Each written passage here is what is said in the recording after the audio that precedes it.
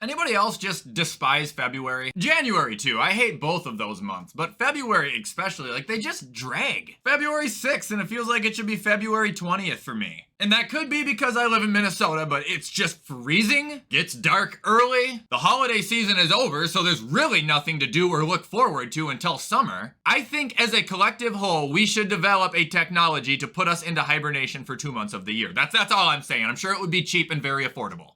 Anyway, what is going on, guys? Welcome back to another video and happy Monday. In today's video, we are going to be trying to find free agents their new homes. Basically, what I'm doing is I'm going to be giving you a list of teams that need a certain position, and then I will be going into free agency and trying to find a person to fill that hole. Please understand these are predictions. Like, I do not expect any of these to be right, but it would be kind of cool. However, before we start the video, I do want to mention I am bringing Deal or No Deal back, so please comment on this video possible trade scenarios that I'll go over in a later video. Make them realistic though, don't make them dumb, please. Couple of quick plugs before we start today's video though. 1, head over to gfuel.com, use code WyattzWorld, save yourself a discount on any G Fuel products. And 2, if you're 18 years or older, head over to Prize Picks, the daily fantasy app where code WyattzWorld will match up to $100 of your first deposit. Remember, always play responsibly, and let's get into the video.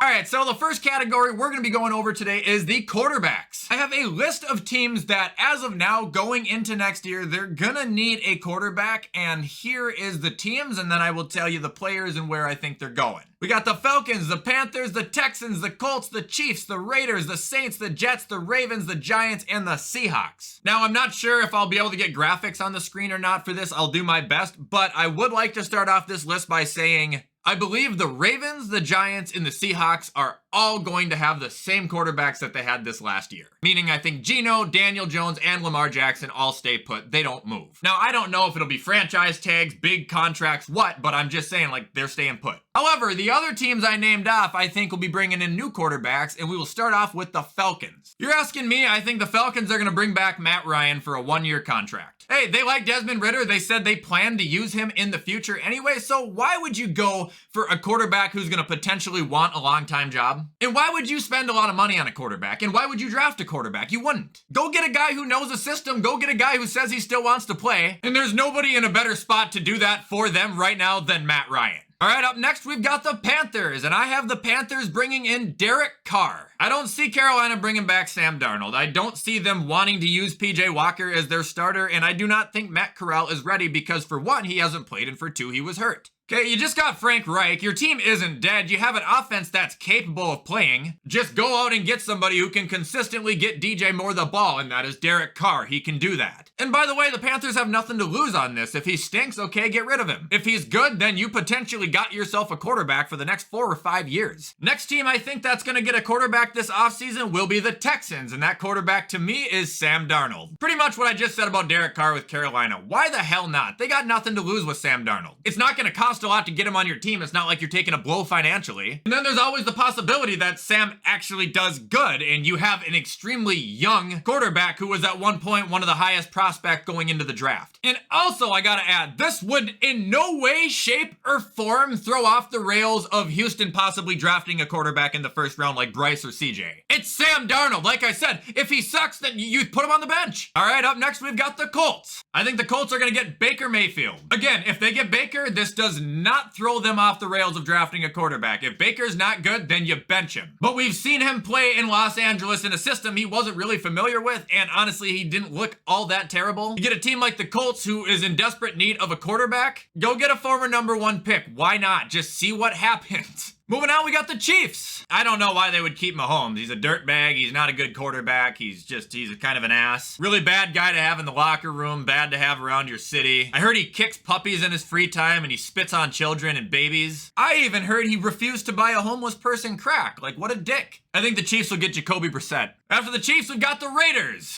Aaron Rodgers. After the Raiders, we got the Saints. I think the Saints are going to keep Andy Dalton, but the reason I didn't put them in the category with, the Giants, the Ravens, and the Seahawks is because I think there's a small possibility the Saints actually land Jimmy Garoppolo. However, it just seems like Andy would be the easier move there, and he actually played reasonably well last year. Why not work on other parts of your team when you have a quarterback who can function, And that brings us to the last team of needing a quarterback for now at least, and that is the Jets, and to me, it is Jimmy G. Look, Jimmy is a consistent quarterback who battles injury problems. That's his big flaw. But you get him on the field, you put a football in his hand, he can get the ball down the field. He would also be better than any quarterback the Jets have had probably since Brett Favre. I think the Jets stick him to a 3-year deal. They let Zach Wilson develop behind him, and after those 3 years, they either let Zach sink or swim. Sorry, guys, one more quarterback. I just remembered that Tom Brady retired, and I obviously made a joke about the Chiefs earlier, but Jacoby Brissett will go to the Buccaneers, and I think that one is painfully obvious. All right, now on to running backs.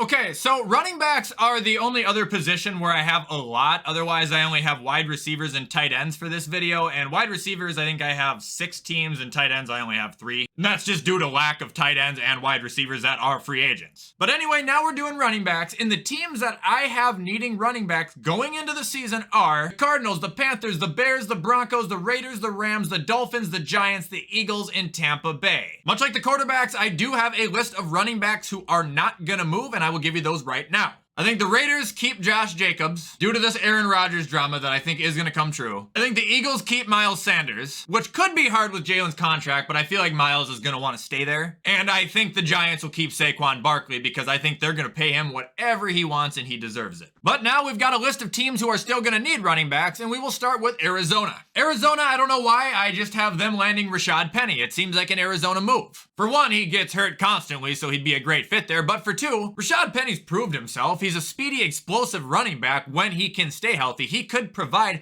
a much-needed spark to that Arizona offense, which is probably going to be missing DeAndre Hopkins. After the Cardinals, we've got the Panthers. I got the Panthers getting David Montgomery. Now, I would like to see him stay in Chicago, but I just haven't really heard any talks of it. And judging by his usage when they had Khalil Herbert healthy, it seemed like they didn't mind the idea of parting ways with him. Now, the Panthers, I think they only have Chuba right now. Dante Foreman's going to be a free agent who I don't really care about in the future. Even though he didn't do that bad, I don't think he's going to go anywhere and be a number one. However, David, I think, will be. Now we're moving on to the Bears. I got the Bears landing Kareem Hunt. They need a guy like that for Justin Fields. They need a guy like that for that offense, man. Kareem Hunt can literally do everything at a top tier level. You don't need him to solely be a running back there. He can serve as a wide receiver. You take a Chicago offense with David Montgomery and Khalil Herbert as your backfield versus a Chicago offense with Kareem Hunt. That's two different teams, dude. After the Bears, we've got the Broncos, and I think they just need another running back in case something happens like last year. And I think I have the perfect fit for him. That man is Devin Single McCringleterry. I've dealt with Devin the last 3-4 years in Buffalo. He has served as a fantastic utility guy. All right, and the last 3 teams I have here are the Rams, the Dolphins, and the Bucks. And I'm gonna kind of mash them all together because I don't know what's going on and I can't paint a picture. I'm gonna tell you right now, Tony Pollard is going to one of those 3 teams, and I pray it's not Miami. Okay, let's assume he goes to the Rams, because that would be a very good spot. He would fit that offense great. That would leave the Bucks and Miami still open. Tampa Bay, I think, will land Josh Jacobs if he doesn't stay in the Raiders. That leaves just Miami, and they get Jerick McKinnon. And I know I said I wasn't gonna talk about this guy, but Dante Foreman. They just matched the scheme of every Miami running back in the last 10 years. All right, now on to wide receivers.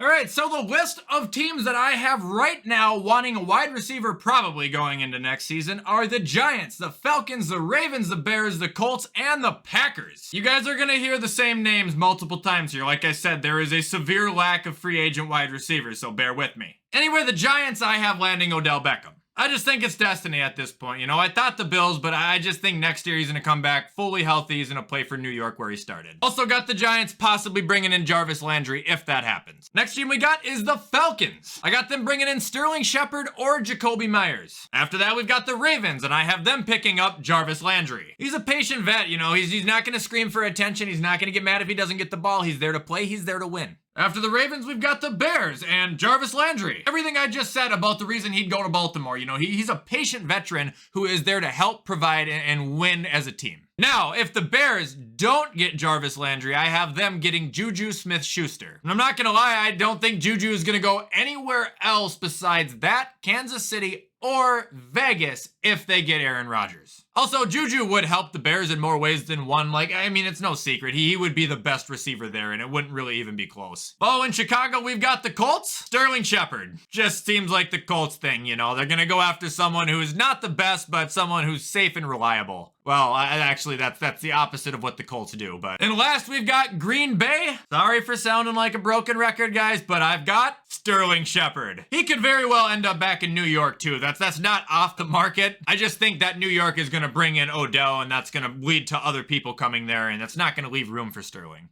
All right, and the last category of the day is tight ends, and I apologize in advance. There's just not a lot of tight ends or teams that I think could specifically use a tight end, so I only got 3 names here. And yeah, we're gonna do tight ends first because this is just a weird category. So the tight ends that I would want to target if I was a team in need: Dalton Schultz, who's going to be a free agent, Mike Gesicki, who's going to be a free agent, and Evan Ingram, who's going to be a free agent. However, Evan Ingram is not leaving Jacksonville, and Dalton Schultz is not leaving Dallas. But Mike Gesicki is leaving Miami, and I have 3 possible spots that I think he would do really well in: Jets, Saints, Broncos. I hate his gritty, but he's good. What is this? Anyway, that is all I got for the tight end portion of this video. Like I said, I am sorry, and that is also going to conclude this video. So, if you guys did enjoy this video, you already know what to do. Comment, like, subscribe, turn that bell on. I do my best to post on this channel every single day. With everything I just said, I'm going to hop off and get this edited so you guys can all watch it on time. But, enjoy the rest of your Monday, and as always, I will see you the next time I upload.